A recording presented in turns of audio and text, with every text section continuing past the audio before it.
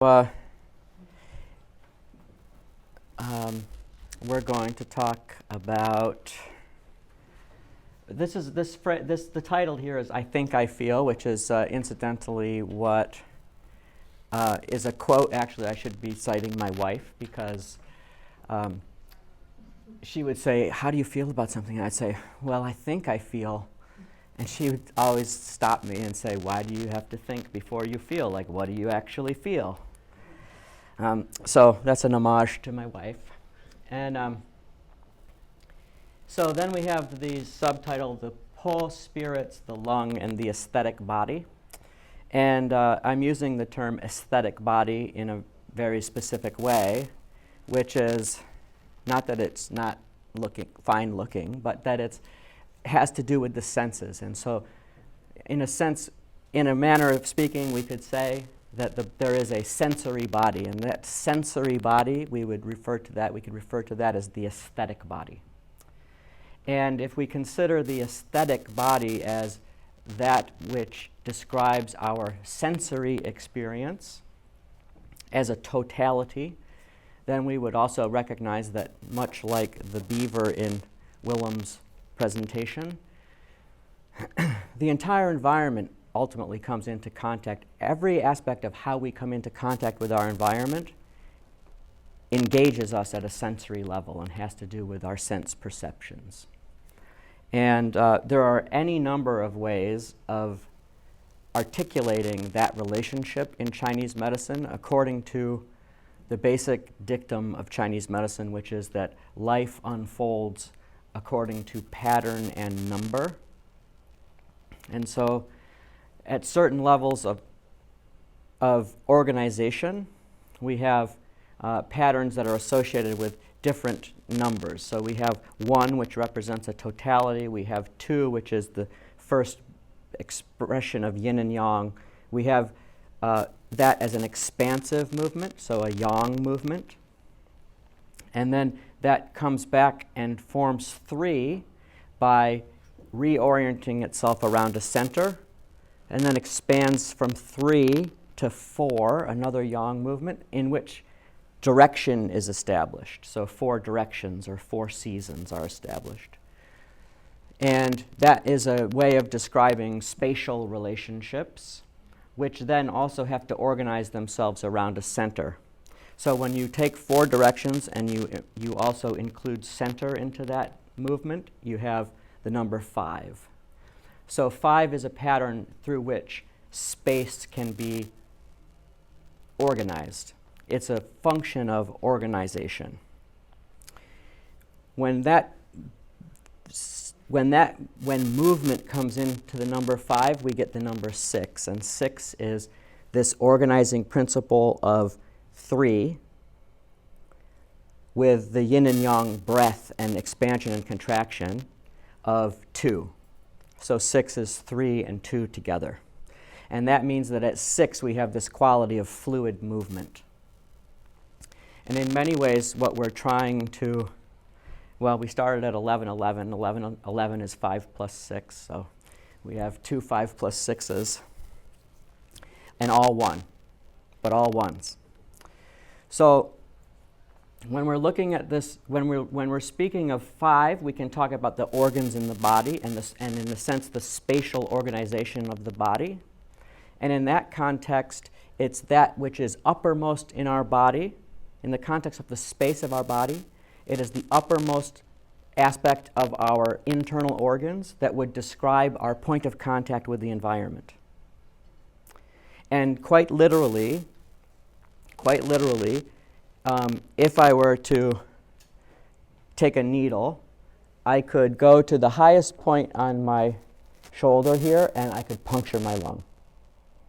I could puncture the top of my lung because it is quite literally the uppermost aspect of our experience. And as the uppermost, it is also representative of the outermost. And as the uppermost and the outermost, it is the aspect of our experience that comes into contact with our environment. As the uppermost and the outermost, it has a yang nature. But at the same time, because it is at the apex, it must necessarily descend. When something's reached, when the water has come up and reaches the stratosphere, it then descends as rain. And through the catchments and the easements and the speeding and the slowing down. So the lung would represent, as the apex, the capacity for descent. And a way to describe that is as enantiodromia.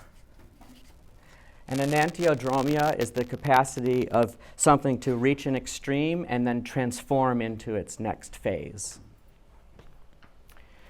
So anything that we push to the furthest extreme will transform.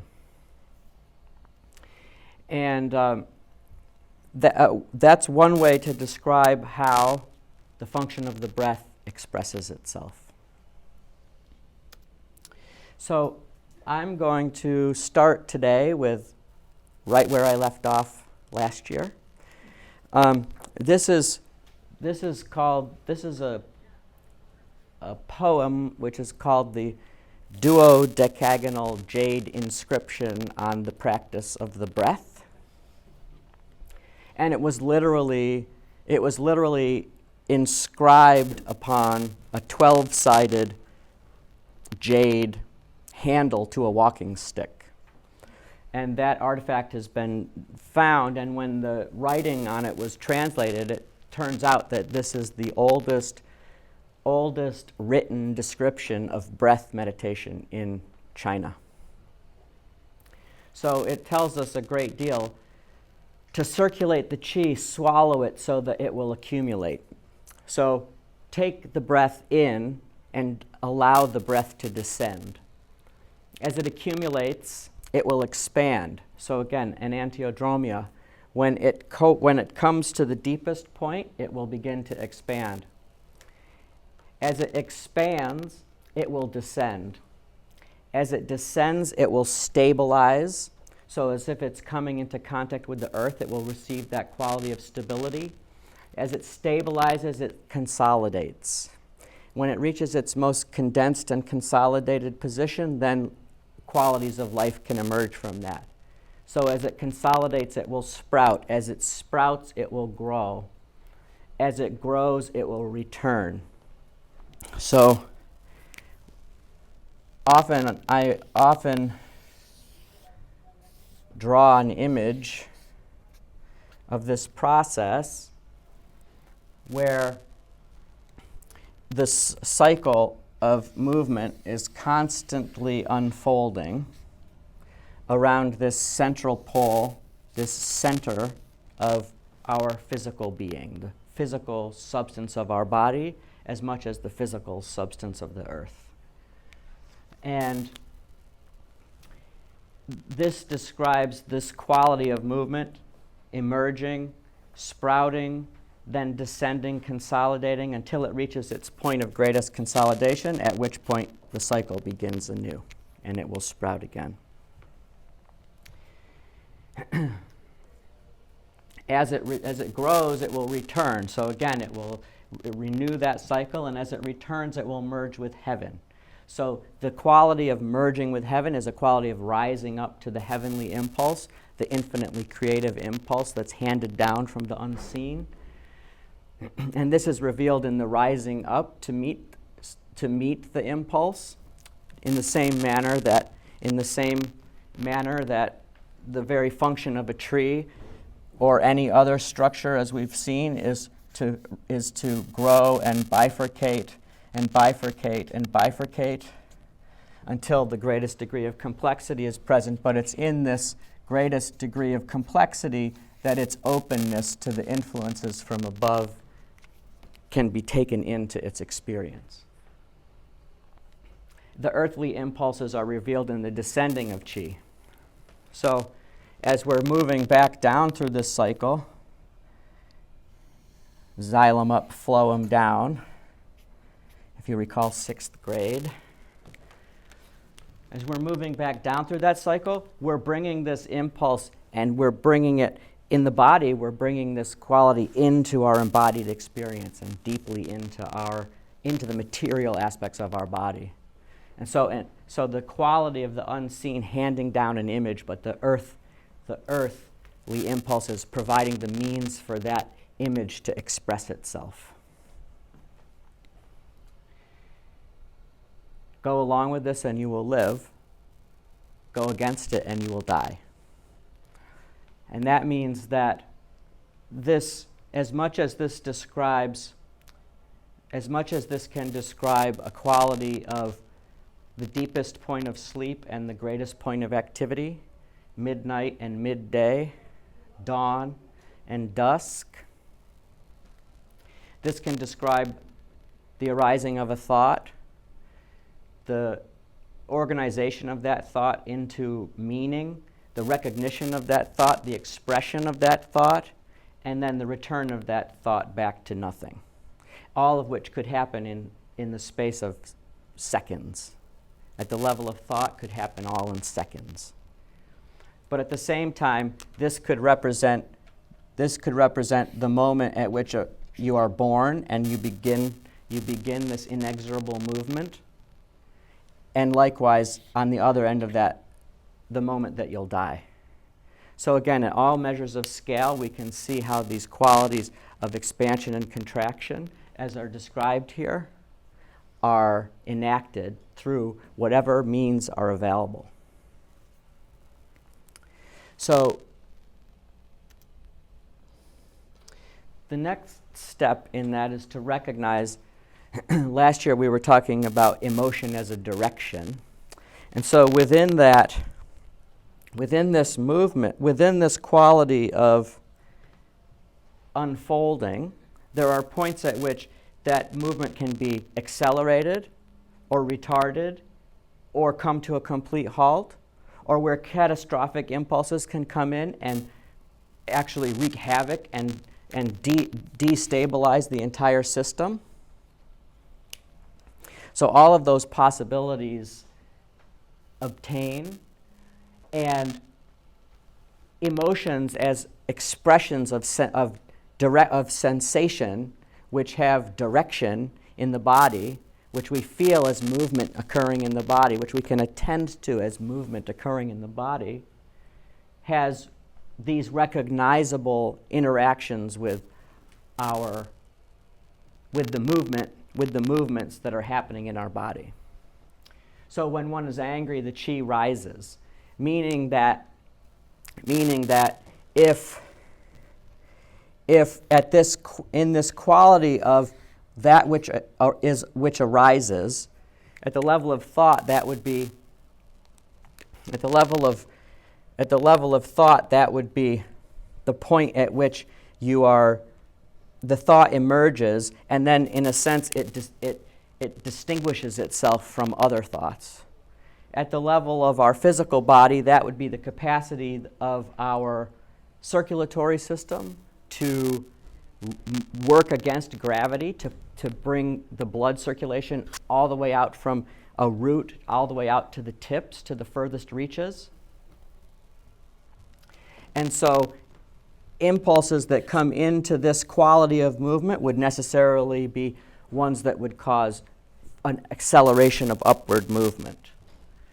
So the same is true of all of the possible emotions that you can experience. So when one is angry, the chi rises. When one is joyous, when one is at the peak of expression, there's a quality of, from the peak of that expression, a slowing down that necessarily happens. A moment of the joyousness and the chi relaxing is a moment of weightlessness. I don't know if you can see this sticker on my computer. It's a corgi, and it says Taeyong Life next to it. And that's actually a corgi jumping. That's actually a corgi emerging from a water slide. But what that means is that's when one is joyous, the chi relaxes, meaning that when you're at this peak moment, there's that moment at the height of expression that there's a weightlessness. And at the same time, I used to be vigorously anti-corgi. Like I was kind of like anti-corgi, and then I realized that corgis are the full expression of, that actually corgis are the full, potentially a full expression of that weightlessness, because of, in spite of their small stature, they can herd cattle, for example. So that means that even in spite of the limitations, as we come into the world hoping for the best, as we come into the world with whatever limitations we might have, there's nothing stopping us, in spite of those limitations, from living out the fullness of our being. Right? In spite of whatever vulnerabilities, whatever catastrophic experiences have come into our life, if we have the capacity to freely move to this point, then the joyous weightlessness can happen regardless of those circumstances. So when one is sad, the chi dissipates.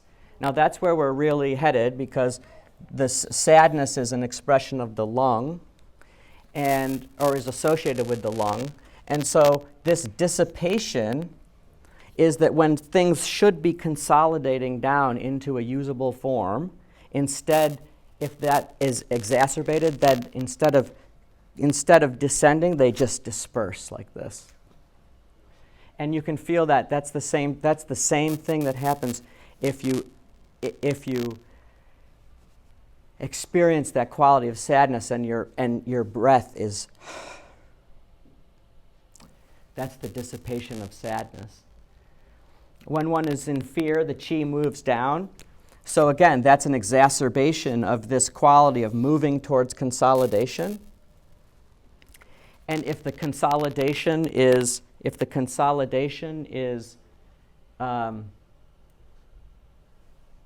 disrupted, then there's a flowing out, an uncontrolled flowing out due to the impact on the capacity for consolidation. So likewise, we can recognize that there are aspects of our environment that equally come into our experience and can describe how direction plays out in our body. So that in the case of cold, the chi collects, and in case of heat, the chi flows out. Now, cold is, the body is necessarily a warm living system. It actually favors warm conditions. And therefore, anything that's injurious to that unfolding of that, to the living through of that warm quality, we could define that as cold. And in a sense, we could say cold is all of those things outside of us that can have an impact on us as a living system. And in case of heat, that means that that the life process that's happening within us, the heat would represent the capacity that we have to respond to the influence of cold or the influence of things from our environment. So again, that's a basic iteration of yin and yang again, but it's demonstrating how anything inhibitory is like an insult coming from outside, and our responsiveness to that is a description of the terrain that insult encounters. And when one is frightened, the chi is in disorder. So if you've moved through the state where you've come to this point of consolidation, and you experience something frightening, like technically like terror, like the experience of your potential annihilation, the potential exhaustion of this consolidation, then the response to that is an unruly expression of the mobilization of all the energy in the sense of a fight, flight, or freeze response. So that the response to fear is fright, which is a kind of startle response, which is a form of disorder or chaos because it represents uncontrolled movement. And when one is exhausted, the qi is wasted. So if something comes in catastrophically, that's the wasting of the qi, the complete disruption of the function. And if one is pensive, the qi lumps together. So that means that if the qi is lumping together in this position, everything, all of the resources that are associated with that aspect of function will be stuck in place. So this is the effect of the emotions.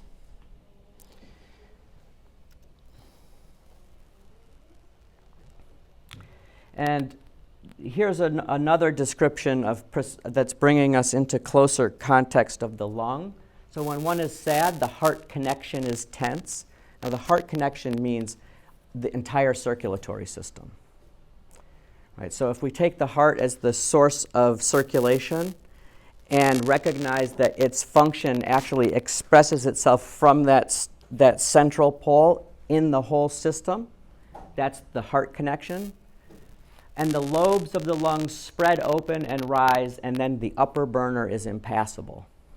So in this upper part of our body, we have the lungs at the top and the heart, in a sense, contained under the canopy of the lungs. And if both of those qualities, if the function of both of those systems become inhibited, there's a global effect on the rest of the body. Right? So the meaning of the upper burner becoming impassable means that there's at the very origin point of the circulatory function, there's an inhibition that will then have global impacts. And so the nourishing aspects of our body's function and the protective aspects of our body's function will be inhibited. And everything will gather in one place, creating heightened degrees of pressure. And because of that pressure and impassibility, there will be a slow decline of the rest of the function from the top down.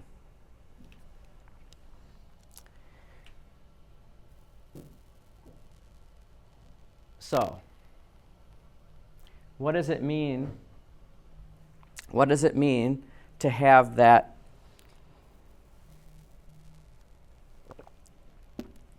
cycle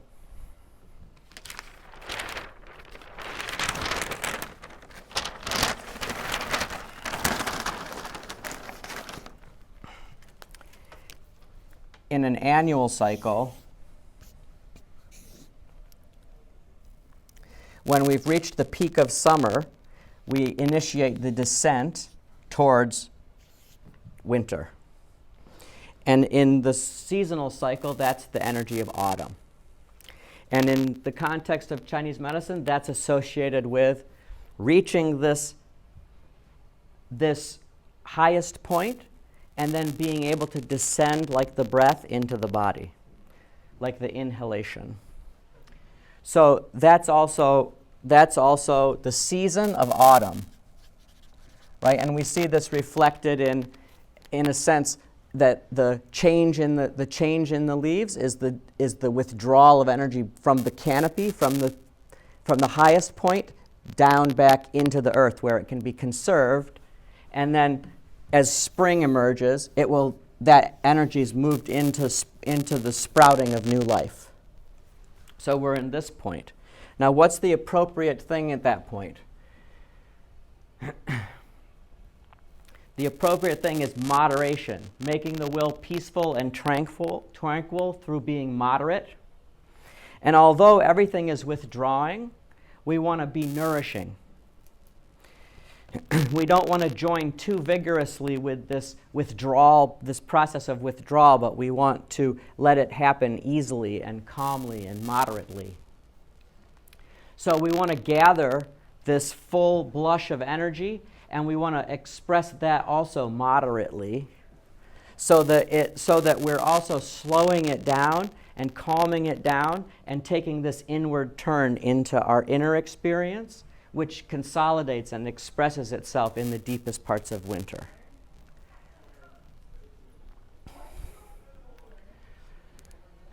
So we make the energy of fall balanced and without externalizing one's will, meaning that We allow this process to happen. We don't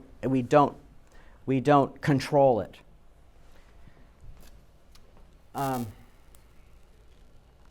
This is in resonance with the way of energy of autumn and of the nourishment of harvesting.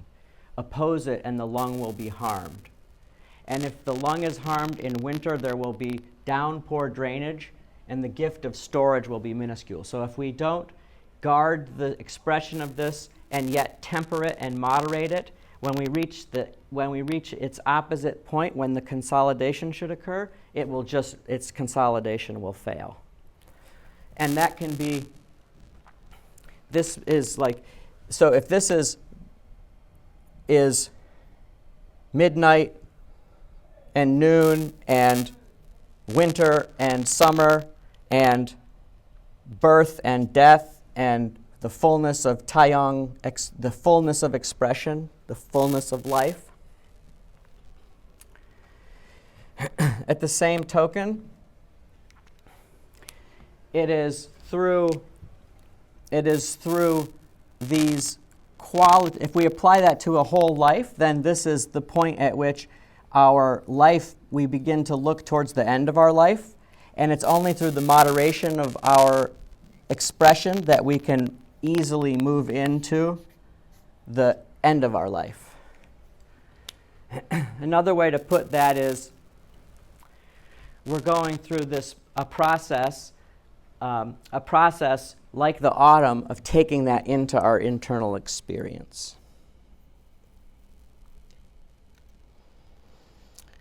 Okay, this is a further explanation of more of this energy of how, or more of this description of how this aspect of our experience forms the lung and the outer parts of the body.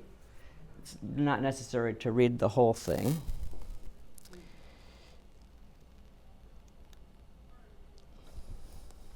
And then we get to the lung itself. So these are 3 different translations of the same line from the 8th chapter of a book called the Su Wen, which is also a part of a text called the Neijing, the inner classic. And it describes the function of all of the organs as officials in a kind of government. So the lung is the official of generous teacher. The way of water and the regulation of time emerges there. So in the same way that we recognize that it's from if we were to look at this as just a question of water, we would see how it's the capacity of water to reach its peak and then descend into the system that describes the function of water. And at the same time, it is described as the regulation of time, in that just as our breath punctuates the quality of our breathing, that's the measure that we experience internally and phenomenologically of our own experience of time. So the other impulse, the other way of describing that is to perceive the lung as serving somehow as a chancellor or as an aid or a guide to the heart. So in Chinese medicine, the heart is described as the seat of awareness, as this fullness of expression, and then the lung is described as that which carries that impulse into the body through the breath. So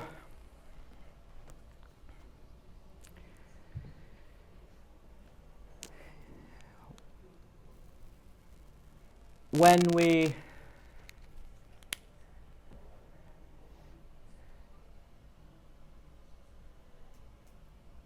think about that relationship between the quality of our awareness and the point at which that awareness comes into contact with our environment, that's a description of the relationship between the heart as awareness and the lung as the sensory body, the aesthetic aspect of our contact with the environment.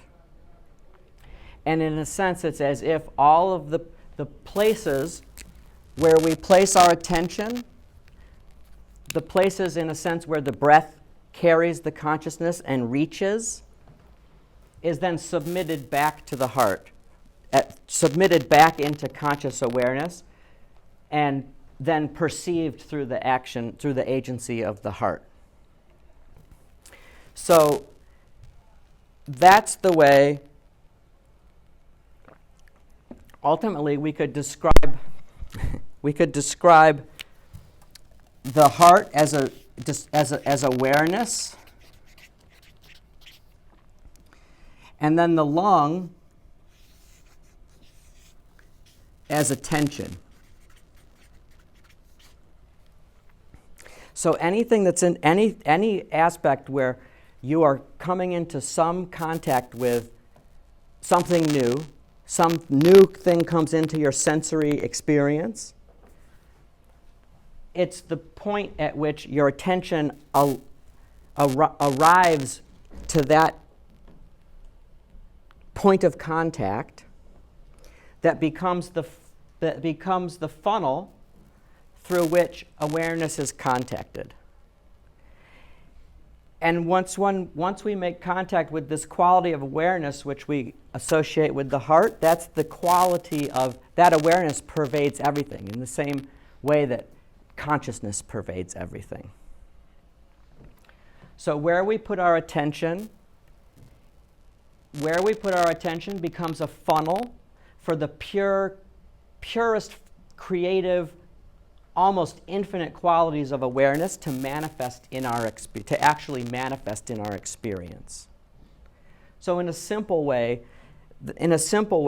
I can come into contact with some new idea. Let's say I come into contact with some new idea, some new thing comes into my experience. I engage with that by putting my attention on it. When I put my attention on it, awareness is funneled into it. And if I want to make that, if I actually want to make that part of me, I have to descend it into my experience. It has to become, literally has to become a part of me. In the same way that my breath represents this quality of inspiration, of contact with the new, and then, as it says in one of the classics, that the sage breathes from the heels, so that breath has to come in, and in coming into you, it's forming you. Just as the first action that you take, the first action of life in your first moment of life is the moment at which you take in that new breath. Okay. So now, with that background, I want to take a moment. I want to move through these qualities of a practice called focusing, which is a way of learning how to actually feel our way towards thought. And that means to feel our way by placing our attention, using the sensory body and the sensory aspects of the lung to submit experience to awareness. And we won't have time to go through and practice this, but in the course of the weekend we may.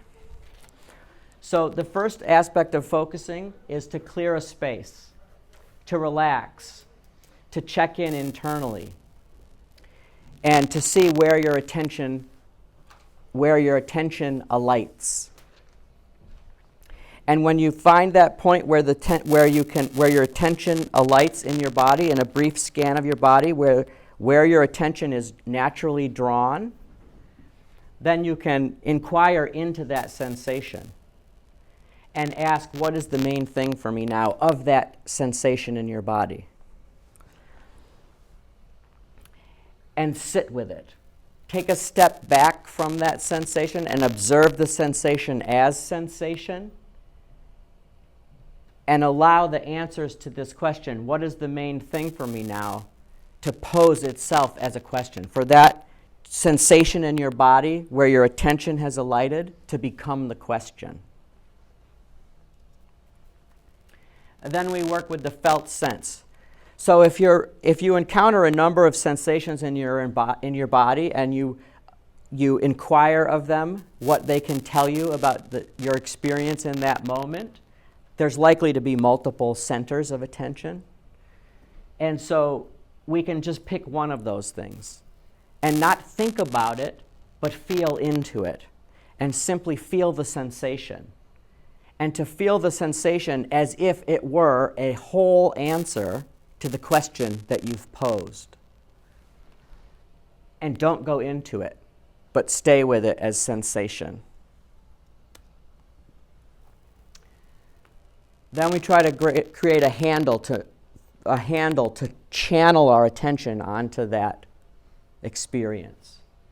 So we ask what word, image, or quality could describe that felt sense? What word or image or quality arises naturally from the alighting of our attention upon that sensation? And just stay with that until you feel a quality of resonance between your word or your image and your sensation. So that's resonating. So once you've alighted on a word that seems right, and you will have an awareness of the sensation of matching, or the sensation of that resonance. Like if you know how to tune an instrument, right? You know that the two strings are in tune when you perceive that quality of resonance. So once you've established that it's right, then you can stay with that sensation of matching. You can identify that sensation of matching.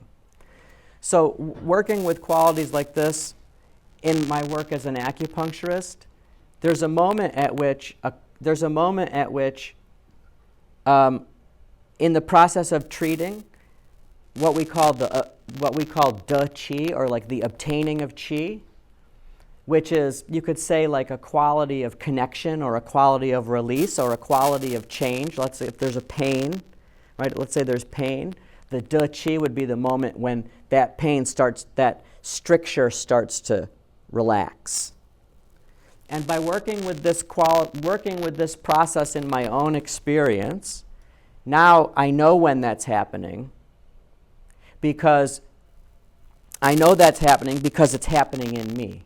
Because I know the feeling of a match, or I know the sensation of that resonance.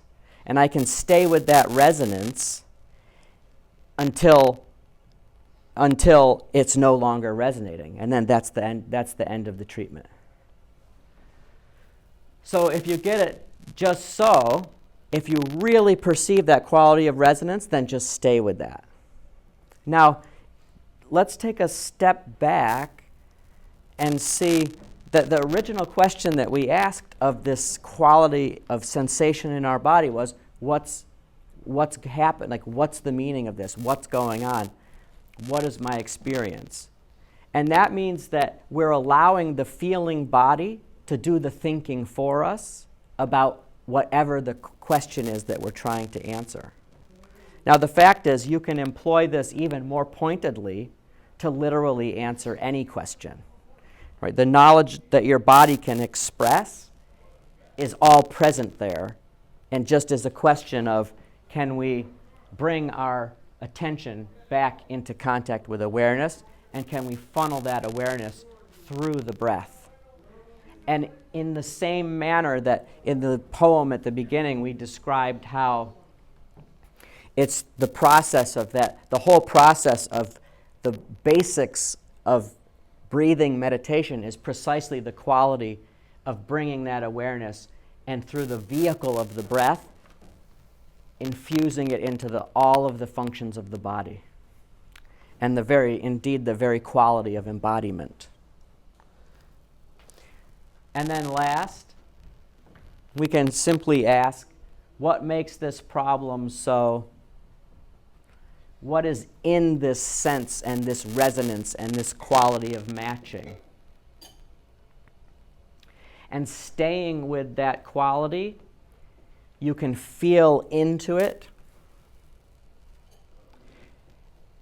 until it simply releases of itself. Now, that doesn't mean that you come into this with a question and you come out of it necessarily with the defined answer, because the answer is in the sensation. And, and your connection to that sensation, in a sense, is the answer, whether that yields something actionable or not. You've already transformed it just by bringing your attention to it. And you can return to it. You can return to it again and again. You can welcome whatever arises. You can leave it and come back to it. You must always protect it from critical voices, which are the activity of your mental, rational mind to try to override the feeling body. Return if you want to, when you want to. Inhale, exhale, and repeat. All right. Thanks.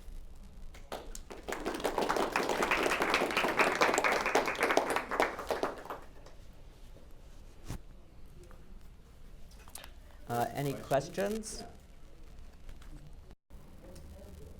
So you were describing, and you talked about this last time, when something, depending on where it is in the cycle, when something injurious comes in, which I think of as an object of resistance to a flow. Okay, yeah. I'm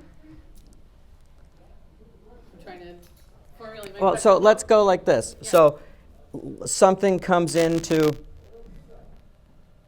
So this right here is this is the basic expression of life force itself, right? If it's a question of life and death, that means that it deals with you either are alive or not. And that which determines whether you are alive or not is life. Life has two aspects, really. One is a sort of almost electromagnetic quality, which is almost a mechanical quality. And then it has also an ineffable quality, which is either there or not. Right? So that's like the difference between bios is the kind of physical aspects of and material aspects of life. And zoe is like life itself, like the aliveness of things. Okay, so that means that an incredible amount of force that we call, let's say, life force is emerging from this moment of like, that at the moment you're born, the whole of your life exists at that moment. At this point right here, the whole of your life is there. So that means that the quality of energy in this place is the most dense. If this is yang and this is yin, this is function and this is form. So that within the physical body, the aspect of physical form that is capable of constraining, of keeping in check the most intense force in your body, an example of which is that as blood emerges from your heart, it emerges at tens of thousands of feet per second. And when it reaches the capillaries, it's moving slower, which is, of course, paradoxical because the speed of a fluid moving through a smaller and more condensed space should be faster, right? So within that, that's back to the enantiodromia, right? Within that means that there's some aspects in your body that are the greatest force that can contain the form that can contain the greatest force in your body. Okay, so what that means is in this realm we have this incredible nervous system function, circulatory system function, which are all fast-moving things that are being contained by a physical structure. So something comes into that and disrupts that function. What is the term that you used?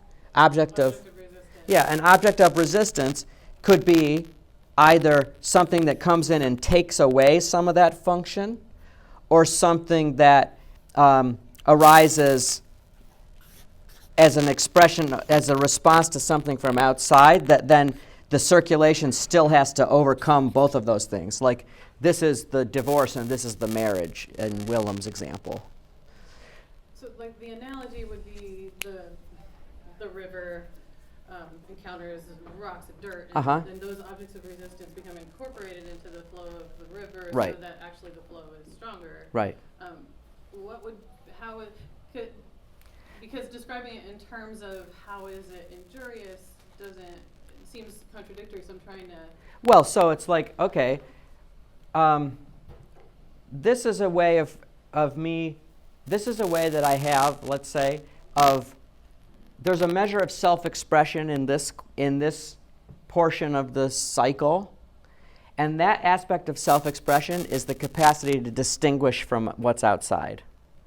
And so that means it's like a way of saying no. In the same way that it's the capacity of blood to move against gravity, it's a way of saying no. Okay? So that's why it's a good example for stuckness.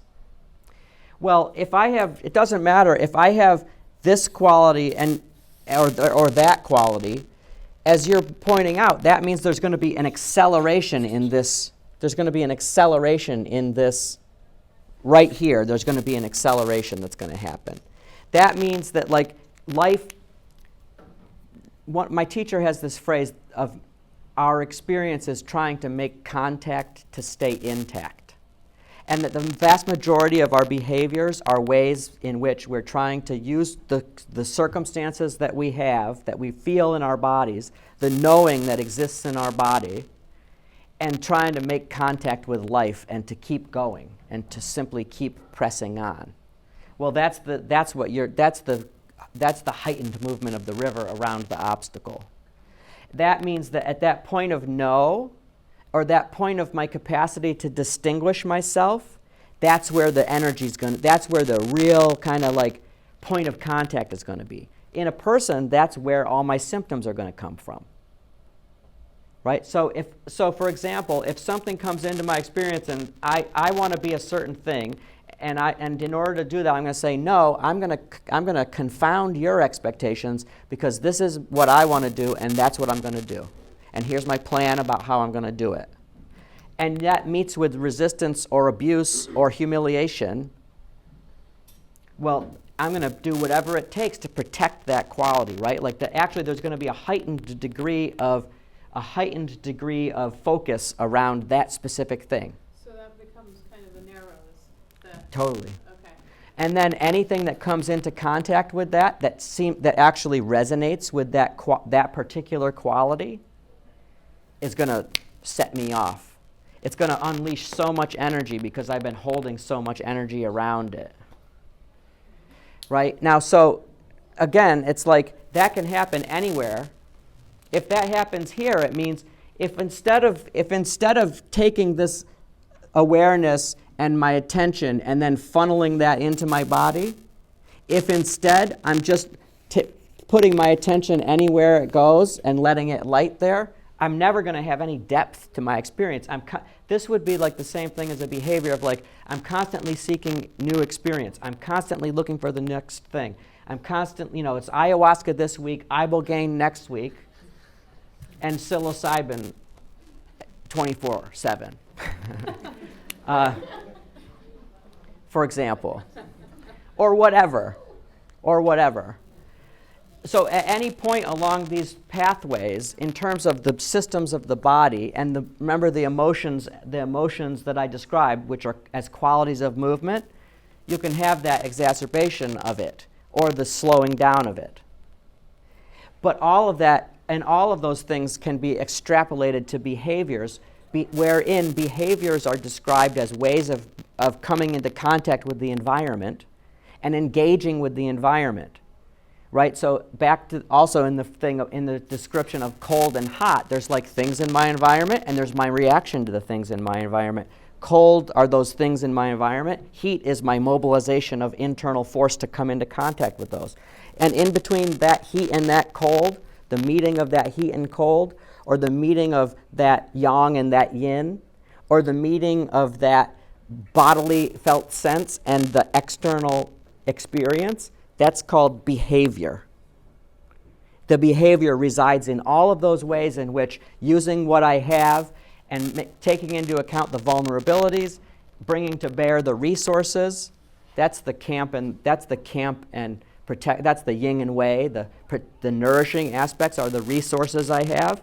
The wei are the very point where those things meet up with things that are potentially disruptive to the system. And at the level of a behavior, that's it. Like, what are my resources, and then how am I going to use them? Like, I'm a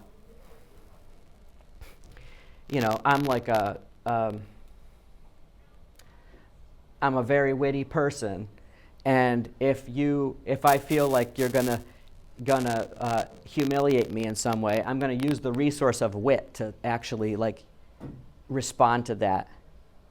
Or I'm a physically violent person, and my way of making contact with my primary caregiver, the thing that really marks my experience with my primary caregiver was beatings. And so I know beatings. Beatings are part of my lexicon of how one interacts with other people. And under just the right circumstances, that's what's going to emerge. And that means there's a lot of held force there. But that held force is necessary because the whole thing about moving past and accelerating past the object of what was it again?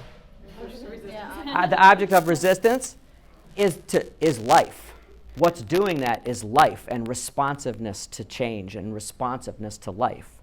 And so that's the same thing as like making contact to stay intact. Like I'm going to divert as many resources to this area where the challenge is to try to overcome that object of resistance, or try to come into or to make sense out of it, or to keep the system flowing. Yeah. All right. Any other? Yeah. Can you say anything about like the yang organ pairings in relation to awareness and the attention and how? Sure. So the primary example. Can I just give one example as an example? Okay. So we were talking a fair amount about the lung, and the lung in that mode of looking at things at the level of 5. The lung is paired with the large intestine. And the fact is, okay, so let's just stick with that. So the lung is paired with the large intestine. And what does that mean? That means for you to take in something new, if that's the quality of the lung, you have to make space for it. And so the relationship of yang organs to yin organs is that yin organs are storing organs, yang organs are dispersing organs. So you hold on to the new thing, and if you're going to hold on to that new thing, you need to make space for it. That would be an example. And this scales out to like everything. There's nothing that can't be described through this set of relationships. So would you say like I've heard of a lot of practices with eating. Uh-huh. Well, so it's the pairing of the breath whilst eating and then taking it into the stomach and then the large intestine and absorption and. Okay, so another way of looking at that is like, so we have the lung. Another pairing is the lung and the spleen as a pair, and the stomach and the large intestine as a pair. And the lung and the stomach can also be a pair because both of those are metal, meaning that both of those are ways of taking something in and bringing it into your body. At the level of the lung, that means like literally at the level of breath, I'm constantly taking it in and bringing it into my body and into the function. And at the level of the stomach, that's where the appetite, the quality of dealing with more physical, more material things is enacted in the stomach. meaning like that in a sense, like that's almost like the hunger that you have or the zest for life that you have is enacted in the stomach. And the mystery of the stomach is profound in that the stomach is that aspect of our function that can take in material, transform it into energy, and make it back into material. And that's happening all the time in us. Does that speak to your...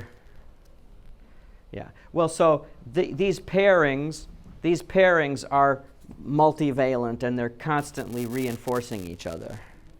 All of the functions are present simultaneously in the same way that in any given way, I'm not only performing all the actions of metabolism presently, as that I'm also living out the day of a 47-year-old person. And so I'm like, there's this midlife quality to my experience right now, and there's also this like, it's afternoon, like I need to eat lunch soon mode. And with that, it's lunchtime.